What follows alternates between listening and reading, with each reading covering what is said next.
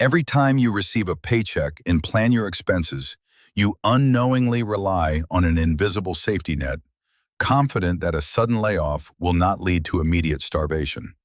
But a standardized state unemployment insurance system in America did not exist until 1935.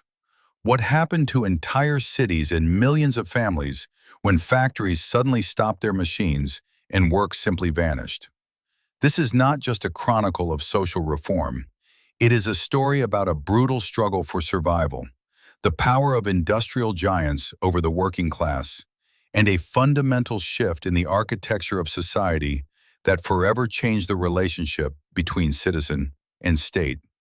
To understand the scale of this transformation, we must return to the late 19th century, to an era of rapid industrialization. Before this time, in a predominantly agrarian society, the loss of income was a severe blow, but it rarely meant absolute ruin. If you had access to land, you could grow basic sustenance. But as America transformed into a nation of massive factories, railroads, and growing metropolises, millions of people shifted from subsistence farming to total reliance on wages. This dependence created a new, unprecedented vulnerability. If a steel mill owner decided to shut down the furnaces due to falling market demand, thousands of people lost their only source of livelihood in a single day, with no savings and no land to return to. Strikingly, for a long time, American society refused to recognize the systemic nature of this threat. Within the Victorian value system, deeply rooted in the culture of the time, the lack of work was considered not an economic anomaly, but a personal, moral failure. The very concept of unemployment as a structural economic phenomenon practically did not exist in the political lexicon until the late 1880s. Instead, terms like vagrant, idler, or pauper were used. The dominant philosophy dictated that any honest, sober, and hard-working American would always find a way to feed themselves. If you found yourself penniless on the street, society drew a simple conclusion. The problem lay in your weak character or destructive habits. When massive economic depression struck, such as the devastating panic of 1893, this individualistic philosophy collided with brutal reality. Hundreds of thousands of skilled workers, desperate to labor, suddenly found themselves on the streets. The federal government offered absolutely no relief, viewing it as interference in the natural course of the free market. Rescuing the drowning was exclusively the domain of private charity, local churches, and municipal poor relief programs. However, private charity was catastrophically unequipped for industrial-scale crises. Relief funds dried up in a matter of weeks, and their assistance was not only meager, but stigmatizing. To receive a bag of coal or a food ticket, a worker had to submit to a humiliating moral means test. Charity agents entered the homes of the unemployed to evaluate their living conditions, check if they were spending money on alcohol, and determine if they were trustworthy enough to deserve a piece of bread. For many proud people who had spent their lives providing for their families through hard labor, this was an unbearable psychological blow. As a final institutional measure, there were almshouses and workhouses, grim institutions whose concepts were inherited from Old English poor laws. Conditions in these facilities were intentionally designed to be so harsh, strict, and repulsive that applying there seemed worse than the most grueling, low-paying job. Gender separation of families, forced, monotonous labor, meager rations, and the permanent stigma of a social outcast. This was the price paid for survival. This fear of the workhouse and absolute destitution served as a powerful, invisible tool for disciplining the workforce.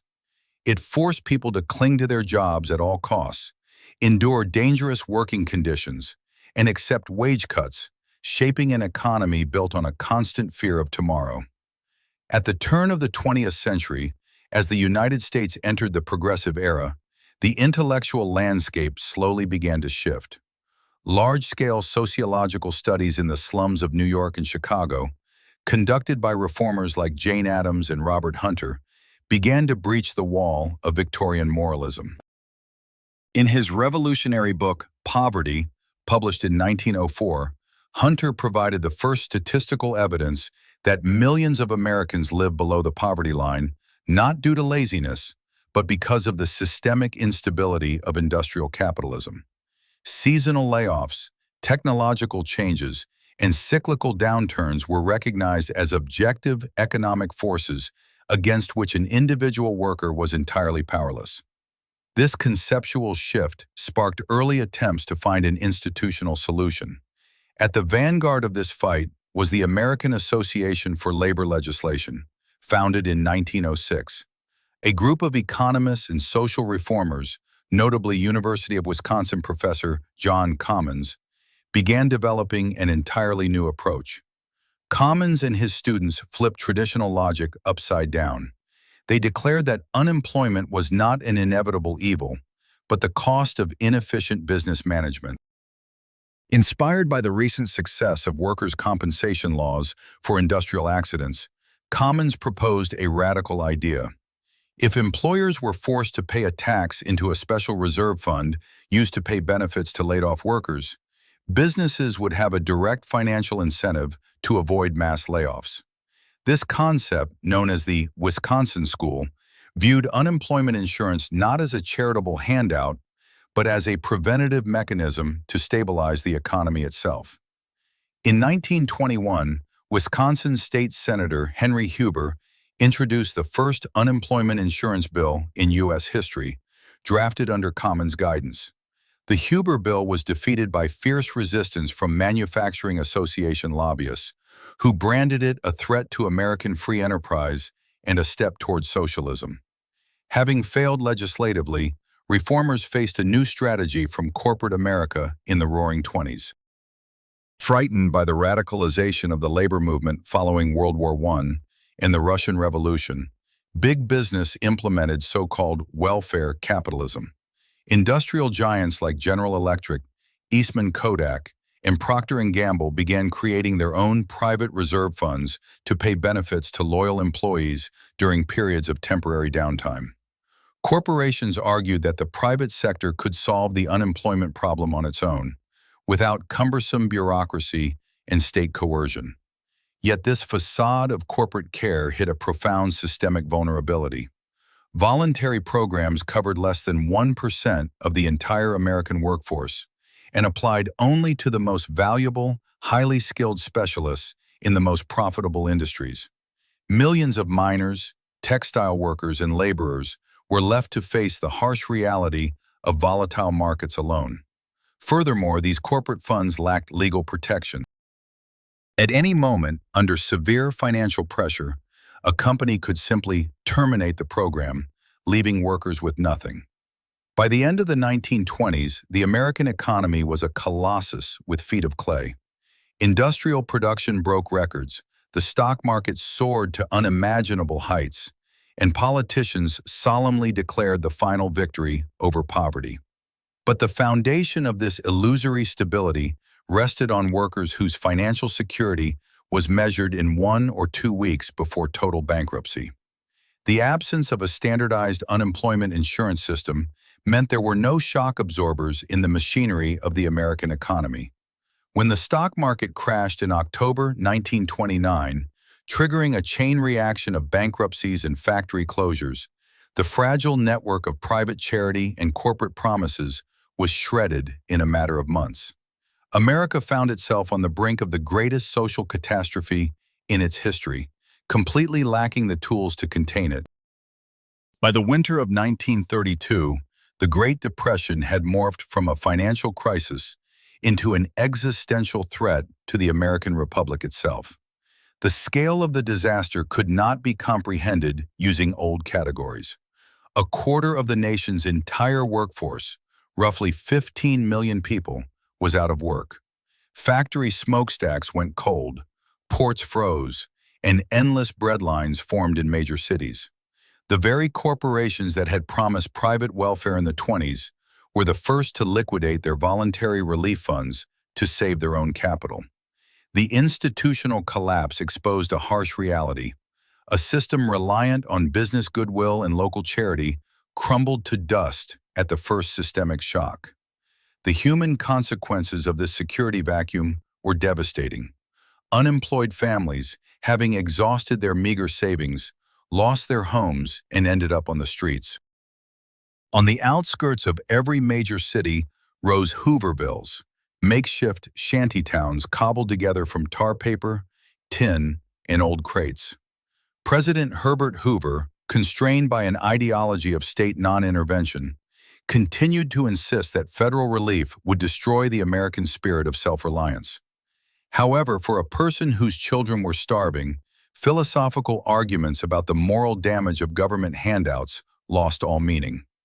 In the summer of 1932, desperation spilled onto the streets of Washington when the 20,000-strong bonus army of World War I veterans camped at the Capitol, demanding early payment of promised compensation. The government responded with tanks and tear gas, brutally dispersing the protesters. This moment became a turning point. It became obvious that the lack of economic protection threatened a social explosion capable of destroying the existing order. At this very moment of despair, a local political breakthrough pointed the way to national salvation. In January 1932, the state of Wisconsin, after a decade of fierce political battles, finally passed the first unemployment insurance law in U.S. history. Signed by Governor Philip La Follette, the law relied on the ideas of John Commons and required employers to establish special reserve funds for layoffs. But Wisconsin's triumph immediately highlighted a fundamental structural problem. If one state imposes a business tax to fund unemployment insurance, and a neighboring state does not, enterprises simply threaten to move production to where taxes are lower. Interstate competition made it impossible to solve the problem at the individual state level. It became crystal clear, for the system to work, a federal-scale architecture was required. Uniform rules of the game that would prevent corporations from blackmailing local governments. With the election of Franklin Delano Roosevelt in late 1932, the political climate radically shifted. The architect of the coming revolution was Frances Perkins, the first female cabinet member in U.S. history, appointed as Secretary of Labor. Before accepting the position, Perkins brought Roosevelt a list of demands, chief among them the creation of a national Social Security system, including unemployment insurance. She had seen firsthand the tragedy of workers in factory fires in New York slums, and understood that only federal authority possessed sufficient resources and power to create a reliable safety net. In June 1934, Roosevelt established the Committee on Economic Security, tasking it with drafting legislation in the shortest possible time. The committee, led by Perkins and Executive Director Edwin Witt, another representative of the Wisconsin school, faced a colossal legal and political puzzle. The problem lay not only in business resistance, but in the U.S. Constitution. At the time, a Supreme Court dominated by conservative justices was systematically striking down New Deal laws, declaring that the federal government had no constitutional right to directly intervene in labor relations or force states to create social programs. Committee lawyers worked in an atmosphere of strict secrecy and unbearable tension, trying to find a legal mechanism that would withstand Supreme Court scrutiny. The solution they ultimately found was a masterpiece of bureaucratic engineering, originally suggested by Louis Brandeis. Instead of creating a single federal program, which could be deemed unconstitutional, the government would impose a uniform federal payroll tax on all employers in the country. However, and herein lay the genius of the scheme, if a state passed its own unemployment insurance law meeting basic federal standards, employers in that state earned the right to offset up to 90% of that federal tax and direct it into their local state fund. This mechanism, known as the tax offset, elegantly solved two problems at once. First, it eliminated the threat of business flight. The tax was federal, and escaping it by simply crossing a state line was impossible. Second, formally, states were not forced to create insurance systems. They were simply offered a financial alternative that was impossible to refuse. Either business money went to Washington permanently, or it stayed in the state to help local unemployed workers. This complex hybrid federal-state model, embedded in the report of the Committee on Economic Security in January 1935, was to become the foundation upon which the edifice of the modern American social safety net would be built. All that remained was to convince Congress to pass this unprecedented document. The bill's path through Congress was far from a triumphal march. Conservative lawmakers and business lobbyists viewed the very idea of a federal payroll tax as an unprecedented assault on private property. However, the fear of mass radicalization and the shadow of millions of unemployed still standing in breadlines proved stronger than ideological dogmas. On August 14, 1935, President Roosevelt signed the historic Social Security Act. While today this law is primarily associated with old age pensions, its Titles 3 and 9 laid the foundation for the very unemployment insurance system we know today. The tax offset architecture developed by Francis Perkins' team worked flawlessly. By 1937, seeking to keep tax revenues within their borders, all 48 states, along with Alaska, Hawaii, and the District of Columbia, had passed their own unemployment insurance laws. But creating the system on paper did not guarantee its survival in court. In 1937, the conservative Stewart Machine Company filed a lawsuit arguing that the unemployment tax was illegal coercion of the states and violated the Constitution. In one of the most fateful decisions in American history, the Supreme Court upheld the law by a margin of just one vote. Justice Benjamin Cardozo, writing for the majority, ruled that unemployment had become a problem of national scope, and using the taxing power of Congress to save the economy was not tyranny. This decision forever altered the balance of power in the United States, legitimizing the federal government's right to protect citizens from the destructive forces of the free market. However, the price of this political triumph was high, and we still feel its consequences today. To push the law through Congress, the Roosevelt administration had to make a disastrous compromise with a powerful bloc of Southern Democrats. Lawmakers from Southern states categorically refused to support any federal system that might grant financial independence to African Americans and dismantle the system of cheap agricultural labor inherited from the plantation era. As a result, entire categories of workers were ruthlessly crossed out of the original text of the law. Millions of agricultural workers, domestic servants, and day laborers, professions disproportionately held by African Americans and women, were excluded from the insurance system. They remained in the same abyss of economic vulnerability as in the 19th century. Moreover, the architecture of compromise, which allowed states to create their own rules, laid the groundwork for profound institutional inequality. The 1935 law established only basic frameworks, leaving it to state governments to determine benefit amounts, duration, and the strictness of eligibility criteria. This decentralization created a patchwork quilt where today an unemployed worker in Massachusetts has access to an entirely different safety net than a worker in Mississippi, even though both might work for the same multinational corporation. A system designed to protect against the whims of the market found itself dependent on the political whims of local geography. The advent of unemployment insurance did not just provide a financial cushion, it fundamentally rewrote the social contract. It officially recognized what sociologists had spent decades trying to prove. In a complex industrial economy, job loss is not always the fault of the worker, but a predictable macroeconomic risk that society must absorb collectively. The system transformed the unemployed from moral outcasts and beggars into citizens exercising their legitimate, earned right to temporary support.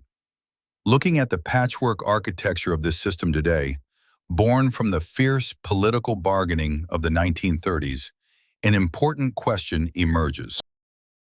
Given that millions of people now work in the gig economy or remotely, blurring state lines, does the decentralized system built for factory workers of the last century remain an adequate response to modern economic shocks?